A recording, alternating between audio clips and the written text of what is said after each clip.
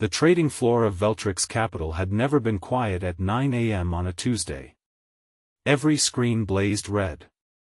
43 traders worked the open floor in controlled urgency, phones pressed to ears, fingers moving across keyboards with the particular speed of people whose mistakes were measured in millions.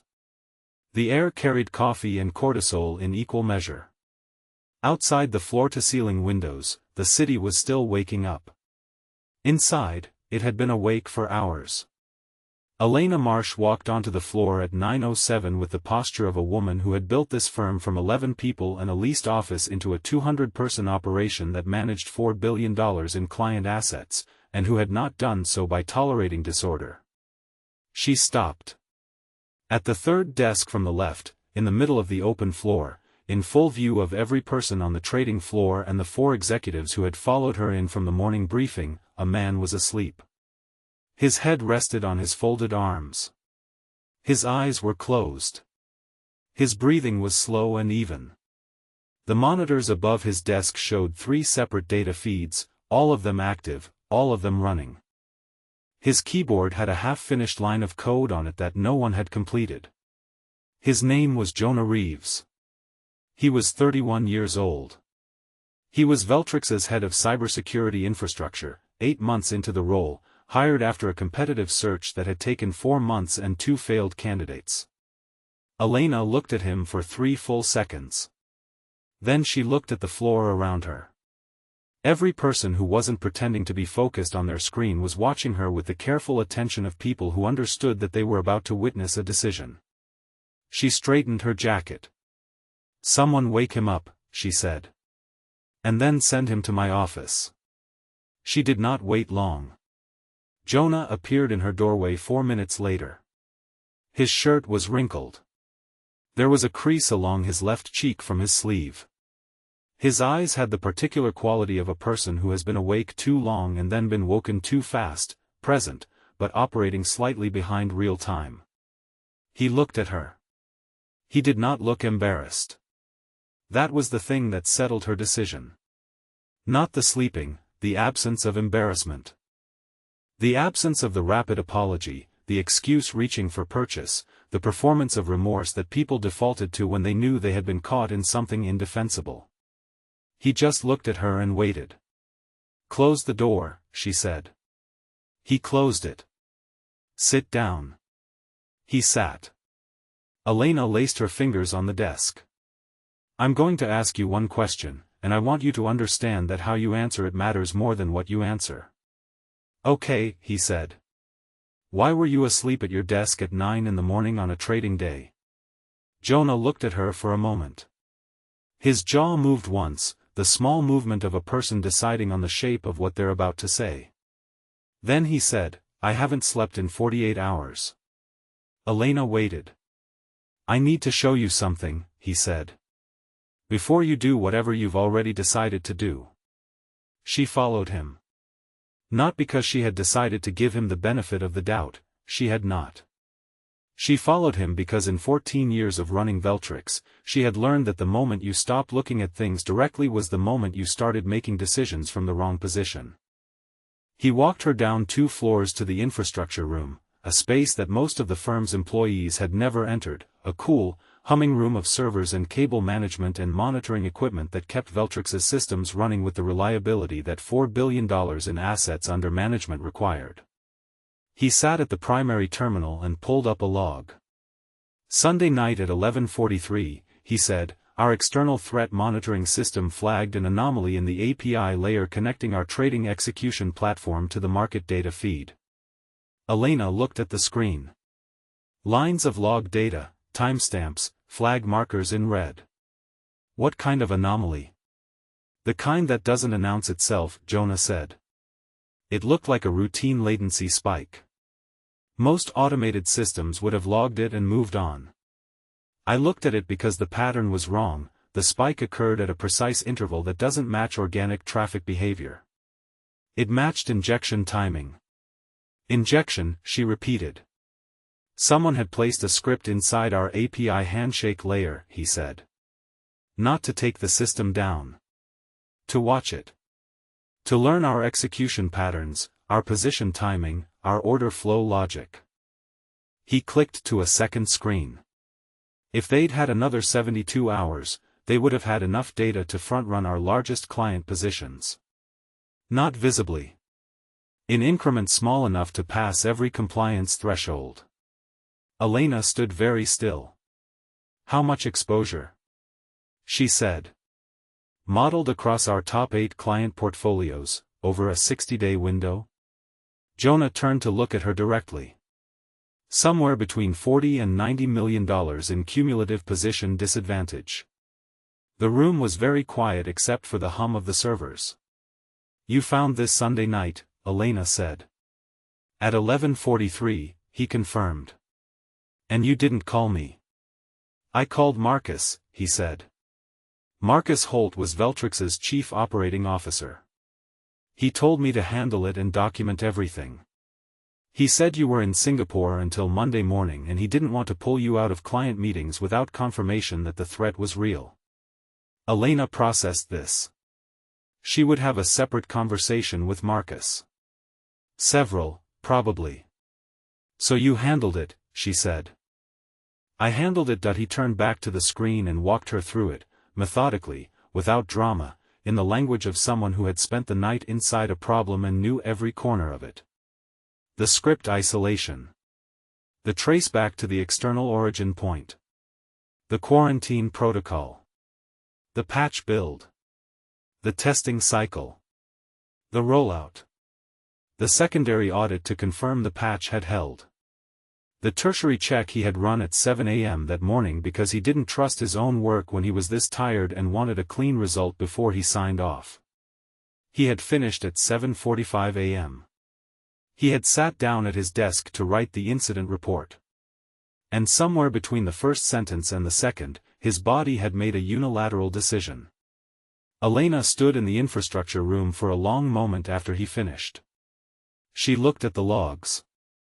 She looked at the patch documentation, 12 pages of it, time-stamped with the granularity of a man who understood that good work required a record.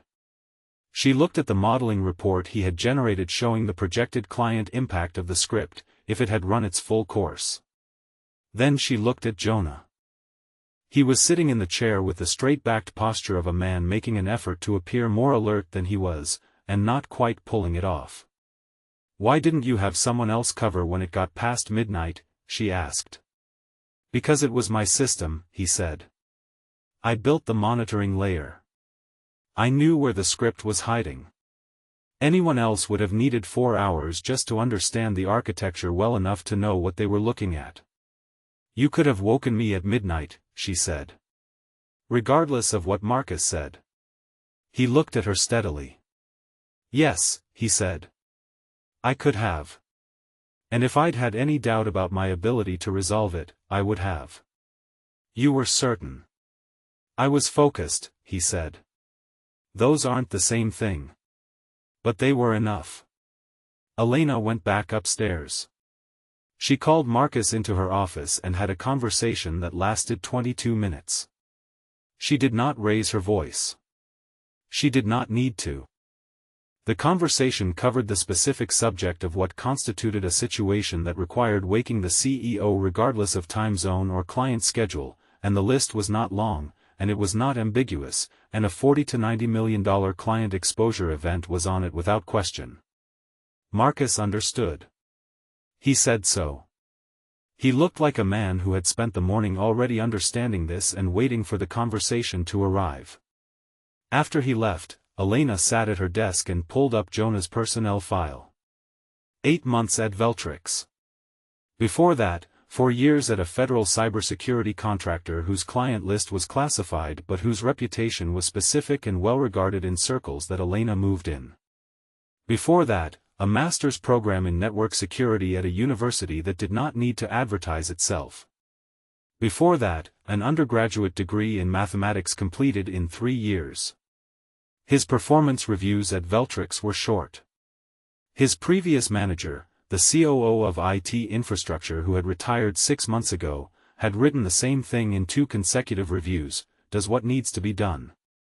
Doesn't need to be managed toward it. Elena read that sentence twice. She thought about the moment in her office when she had told him to sit down, when she had looked at him with the full weight of her position and her displeasure, and he had sat down and looked back at her with the calm of a man who was too tired to perform anxiety and too principled to manufacture it. She had been 3 sentences away from firing him.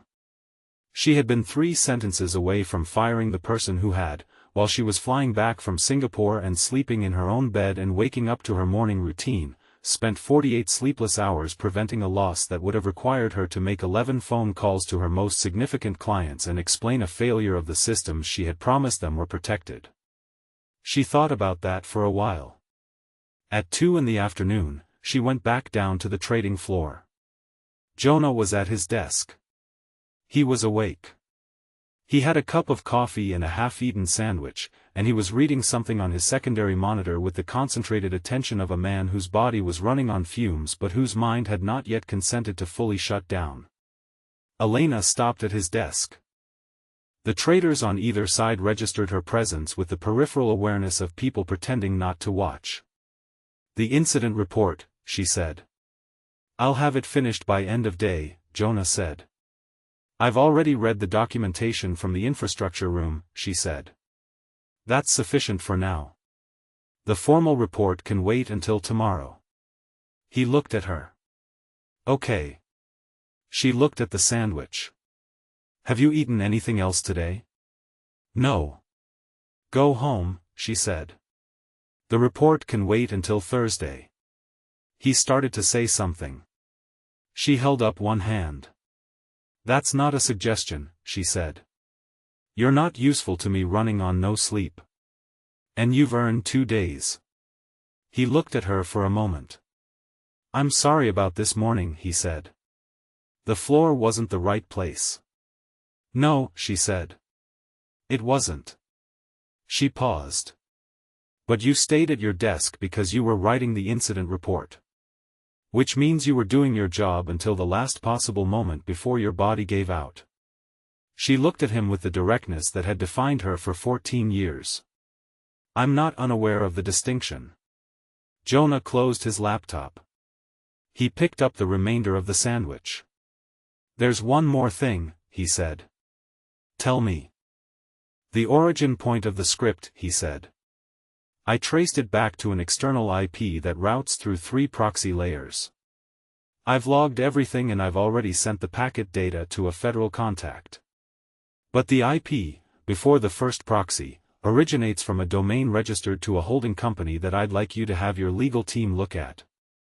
He slid a piece of paper across the desk. "A single domain name. A company name beneath it." Elena looked at it. Something moved across her face, not quite recognition, but the shadow of something adjacent to it. The name of the holding company was not unknown to her. It was, in fact, the name of a firm that had made an acquisition approach to Veltrix 7 months ago. An approach she had declined. She looked at Jonah. He had the expression of a man who had known this would land the way it was landing, and had decided that giving her the information directly was preferable to managing her reaction to it. "You knew I'd recognize this," she said. "I thought you might," he said. "Why didn't you lead with this?" He looked at her with the same steadiness he had looked at her with all day. "Because I needed you to understand the technical situation first," he said. "If I'd opened with a company name, the conversation would have become about the company. And the technical situation is what kept your clients safe. That needed to be the thing you understood clearly." Elena stood at his desk in the middle of the trading floor with 40 people around her, all of them performing focus with varying degrees of success, and she thought about the 14 years of decisions she had made that had built this firm, and the quality of judgment she had needed to make them, and the rarity of the thing she was looking at. She put the piece of paper in her jacket pocket. "Go home, Jonah," she said. He went. The legal filing was submitted 6 weeks later. The federal referral followed the week after that. The holding company retained counsel and said nothing publicly, which was the behavior of an organization that had been accurately caught and knew it. Veltrix's clients never knew what had almost happened to them. That was the point. The best security events were the ones that left no mark, the ones that happened in the dark and were resolved before the damage could find daylight. At the firm's quarterly review meeting, Elena stood in front of her senior leadership team and went through the numbers: revenue, performance, client retention, operational efficiency. All of it good. All of it the result of 200 people doing their work well. At the end, she added one item that was not on the prepared agenda. She described, in general terms, a security event that had been identified and resolved in the third week of the quarter. She described its potential impact. She described the outcome. She did not use a name. Then she said, "There are people in this organization who do work that most of you will never see. Work that happens at midnight and 3 in the morning and at the edge of what a person can sustain. Work that, when it succeeds, looks like nothing happened at all." She looked at the room. "That is not nothing," she said. "That is everything." She moved on to the next agenda item. Across the building on the infrastructure floor, the servers hummed in the cool dark, processing 10,000 transactions per hour with the seamless reliability of a system that had been defended by someone who hadn't gone home until the job was done. The monitors showed green. Every single one of them.